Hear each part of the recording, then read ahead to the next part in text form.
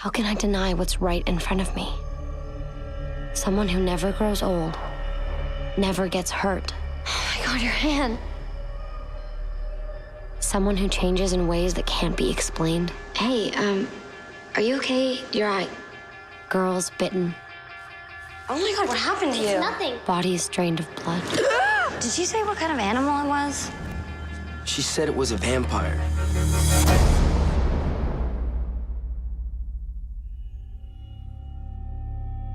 I don't know how many people have actually read the Vampire Diaries saga since 1991. I assume quite a few, but it is the most loyal and passionate group of people, as far as I can tell, that I've ever come across. I'm definitely a fan of the show. I sort of went into the show knowing that I was gonna like it because I'm a fan of the horror genre and I'm a fan of the teen high school drama. But I didn't expect to like it as much as I do. I hear a lot of people who question the sort of vampire craze and sort of reluctantly watch the show, not knowing what it was about, not sure, you know, and are pulled into it because it works on all levels. When the show premiered and we had the highest premiere in CW's network history, I think that was the first indicator of, oh, okay, wow. It beat out franchise shows like 90210 that had like years of hype behind them. It beat out shows like Gossip Girl that, you know, had this huge following before the show even launched. And so it was kind of a surprise hit. Nina lived with me for a while in Los Angeles. So before we knew that the show was getting picked up and we didn't really have any answers, there was this one website, vampirediaries.net, that we would check constantly and consistently because they'd always have new information. When the show was announced, myself and Red, who was also a huge fan of the Vampire Diaries book series, decided that we should start a site and let people know that this book fandom exists and that we're excited to watch the development of this TV show and follow it, see what happens, whether the show happens or not, but at least get the name of the series out there and kind of put the highlight on the books. One of the reasons the show is successful is because of her and Red and Dee, both of them together. I mean, they actually helped make the show. It has kind of become the go-to site for all the fans, both of the books and then people who tuned into the show and have become fans of the show, where they get to kind of debate it out and hash it out amongst themselves. And their point of view has been really productive. We're not just seeing the books and can expect every single step of the way what's going to happen. This is an entirely new story that's being told, and they want to know the answers and they want to know where it's going. People expected critics to hate the Vampire Diaries. People expected it to be another Twilight where they've got fans, but the critics are tearing it to shreds every day. But that hasn't been the case with Vampire Diaries. Critics have really taken it for what it is and given it a lot of props. There's something special about the Vampire Diaries. To my mind, it has done the best job of putting the vampire in high school. It's got a great ensemble cast. It's very well scripted, and it isn't afraid to be scary. Anyone, anytime, anyplace. Vampires draw their energy from blood, which is probably the most powerful human symbol of them all, because it can stand for just about anything. It stands for the emotions, the passions, the life force itself, sexuality, and the sight of blood, of course, represents death. All through its history, the vampire has been one thing, an outsider. And the outsider, of course, can be a repellent monster. It can also be a romantic anti-hero. You can sort of take him and put him in different situations and different circumstances, and they're always sexy. It's just, there's so many possibilities for great vampire stories. I love it. Everything vampire, from fashion to TV to film. Even before Bram Stoker, there was a whole vampire culture. He made up different rules when he wrote Dracula in 1897, and a lot of people use that as a kind of prototype, but yet so much has changed. We think of Dracula, especially if we haven't read the book, as a archetypal, sophisticated, suave, seductive aristocrat. Bram Stoker wouldn't recognize that figure at all. His Dracula was a hideous old man who became younger as he drank blood, but he never became attractive, and he certainly never seduced anybody. I mean, his vampire had a pointed head, pointed ears, hair on his palms, fangs protruding over his lower lips. In European folklore, the vampire was pretty much indistinguishable from what we would think of today in movie terms as a zombie. You know, a ravenous living corpse who rose from its grave to take energy from the living. The big turning point in the evolution of dramatic vampires was when Dracula was adapted to the stage. And this is where we got the evening clothes and the opera cape and the suave Transylvanian charm and all the things that every school kid today will tell you Dracula requires. Stoker would be flabbergasted. They're modernized now. They're young and they're hip and they're sexier and they're better looking and they're not so foreboding. I think the seeds of sexuality were always there in the vampire, but it was a long time before they became out-and-out romantic figures in literature and popular culture. They are incredibly versatile creatures. If you go back to the classic monsters of the Universal cycle back in the 1930s, and you think of the Frankenstein monster, the Mummy, the Invisible Man, the Wolf Man, the Phantom of the Opera, out of all those monsters, the vampires have made the greatest transformation. These creatures have been able to cross every single genre. Vampires have appeared in sci-fi, action, they've been superheroes, anime, westerns. There was a vampire ballet by the Royal Winnipeg Ballet Company called Dracula, Pages from a Virgin's Diary. You can't imagine zombies doing that. Looking back at all the B horror stuff, you know, and those creatures all sort of got left in the in the dust, and the vampires evolved into this, you know, total sex symbol. It's the vampires that usually do work. Werewolves, it's tough. It's tough to make werewolves work. It's tough to make any other creature work. And to live in a human world, there is a nice sort of foundation of what vampire lore is supposed to be. You hate him and you love him, and I always say the greatest villains are people you can sympathize with. Get it in the car, quickly.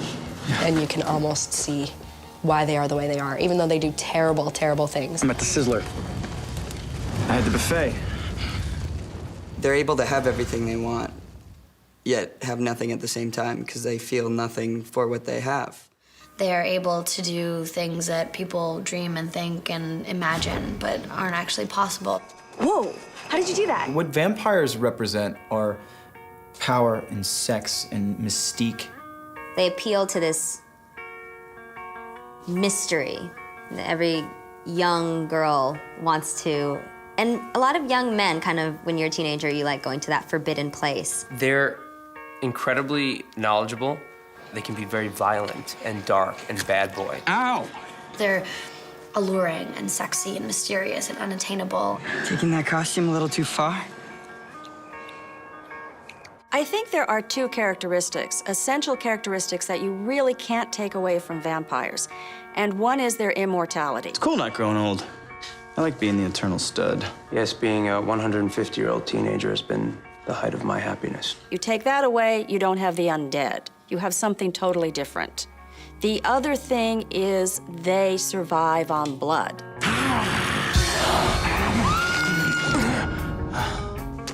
I prefer mine at 98.6. In most vampire stories, there's always a girl.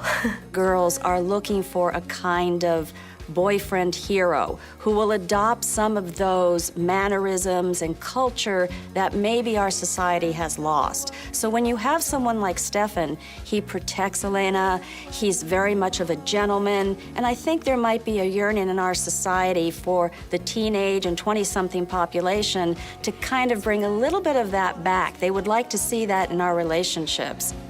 Don't hide from me.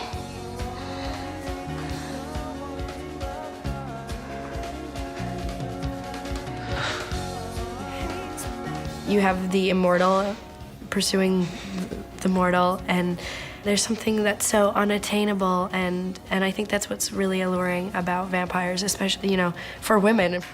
You know, from the audience perspective, you kind of sympathize with that longing and that wanting of someone you can't have. In fact, Stefan and I have watched almost every single person we've ever cared about die. We don't need to get into that right now, Damon. Poor Elena, I mean, not only you know, navigating through your teenage years, and especially after her parents have just passed away, but then to meet someone who could just be the love of her life, and then to find out that he's not actually living, I mean, that could be a bit of a shock.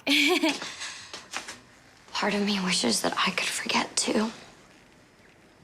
Forget meeting you, finding out what you are and everything that's happened since. The story of love between the mysterious loner, bad boy, outsider with the piercing gaze and the woman, you know, the girl that's just looking for the right piece of her life that's missing, and bringing those two together and then adding the vampire element on top of that, it's just like, it's perfect storytelling.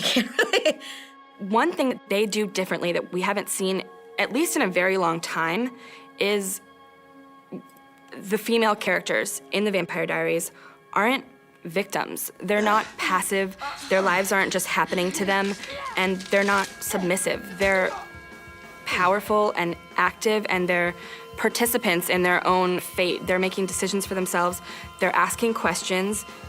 My experience with the fan base of the show has been incredible. I post an article, and within minutes, I have comments, I have tweets, I get emails all the time from fans talking about, really passionately about the show and really getting into it and talking about the characters and their motivations. The fans of the show talk like writers. And they have these conversations with each other, and they want to know, and it's kind of a vibrant, living, breathing thing, which it hasn't really been.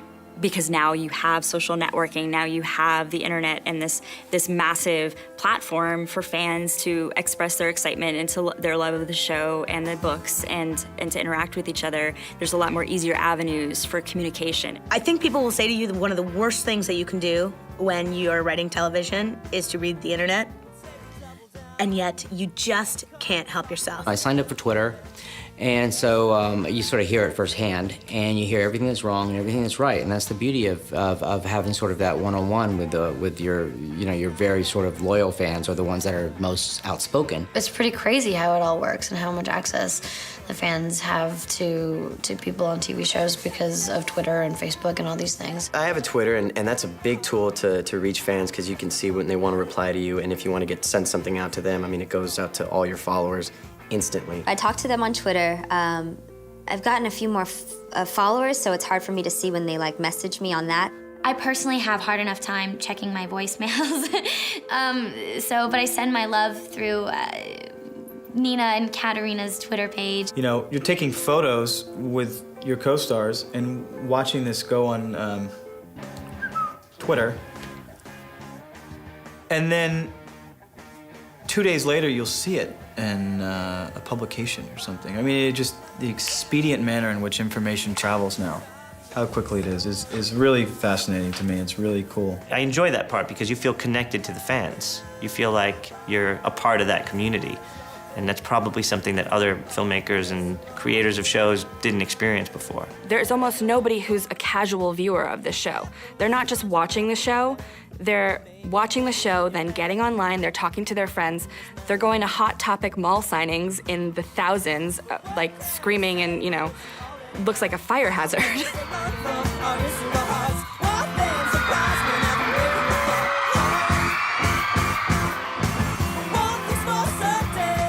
2,500 people screaming every time Ian would go to open his mouth, but he wouldn't be able to finish a sentence because they were screaming so loud he couldn't hear his words. Thank you. Thank you guys. Thank you guys. The screams, shrieks. I couldn't believe it. They were screaming and crying, and I mean, my heart just exploded. It was the most amazing thing ever. To actually meet fans, the meet and greet, that was just so amazing. In real life, who would you pick, Damon or Stefan? She actually has a great answer to this. So. If I had to pick between Damon and Stefan, I would honestly go for their other brother, Defin. Or season 3. You're so unaware, you know, you're going to work every day, you're oblivious, and then you're like, wow, people really do watch this thing. There was one girl who her mom was carrying her, and she was hiding behind her hair because when she saw Ian and Paul, she thought they were actual vampires, and she was terrified of them. which in contrast to the other girls who were between 12 and 30 who asked Ian and Paul to bite them and kiss them. And it was just, I don't know what it is, but they love their vampires. They really want a real life Salvatore. Nina, Paul, and Ian went to Comic-Con, but it was before the show was released. It was just to premiere the pilot. So hearing their stories from that, in which everything was still beginning, and then cut to our Hot Topic appearance when we're in this mall in Georgia with 2,500 screaming girls that are about to cry at anything that Ian Somerhalder says. It definitely, it was a very surreal moment for all of us. We got here at 7:45 this morning. We've been waiting for 7 hours. Yeah, I just thought they were all amazing. I drove 5 hours to get this poster. We're still in shock, obviously. I think Julie Plec was honestly astonished that they won the People's Choice Award for Favorite New TV Drama, because they don't have nearly as many viewers as all of the other shows that were nominated in that category. The People's Choice Awards are different from any other award show because they're not decided upon by experts or judges or an academy.